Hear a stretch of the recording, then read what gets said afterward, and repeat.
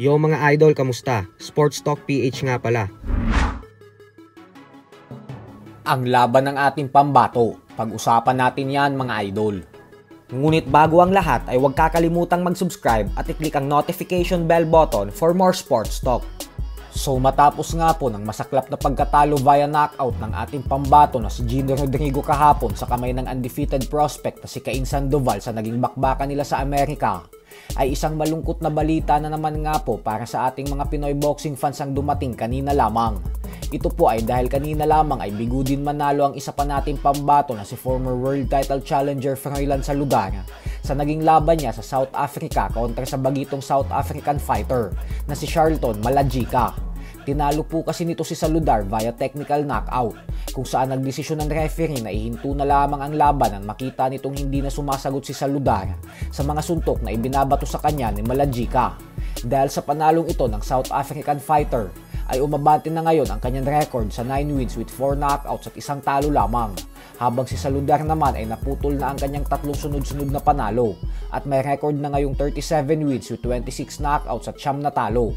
At dahil may edad na ding 36 anyo si Saludar, ay hiling ng mga Pinoy boxing fans sa kanya na panahon na daw siguro upang magretiro na ito sa pagboboxing.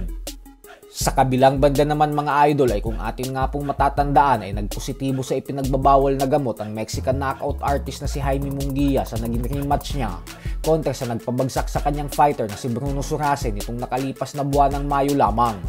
Pero ang nakakagulat nga po dito ay dahil hindi pinatawan ng parusa ng mga komisyon si Munguia matapos magdesisyon ng British Boxing Commission na wala daw silang gagawin kahit anong parusa sa Mexican fighter na ito. Dahilan kung bakit ang kanyang panalo kay Surace ay hindi na pawalang bisa at hindi din siya mabibigyan ng suspension. At dahil dyan kaya hiling ng karamihan na magtuos daw dapat ulit sa ikatatlong pagkakataon ng dalawang fighter na ito. Nang sa ganun ay magkaalaman na talaga kung sino ang mas magaling na boksingero sa dalawa. Dahil sa ngayon ay may tig-isa silang panalo sa isa't isa. Subalit mukhang wala na nga pong balak si Munguia na labanan ulit si Surace.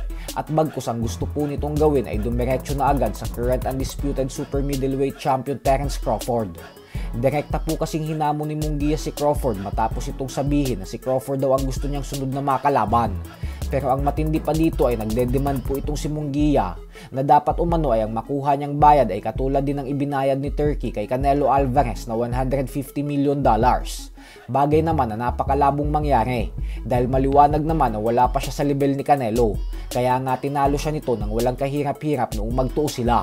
Bukod dyan ay hindi din naman interesado ang mga fight fans na makita silang maglaban ni Crawford kasi alam din ng lahat na wala siyang pag-asang manalo sa current pound for pound best fighter ng boxing.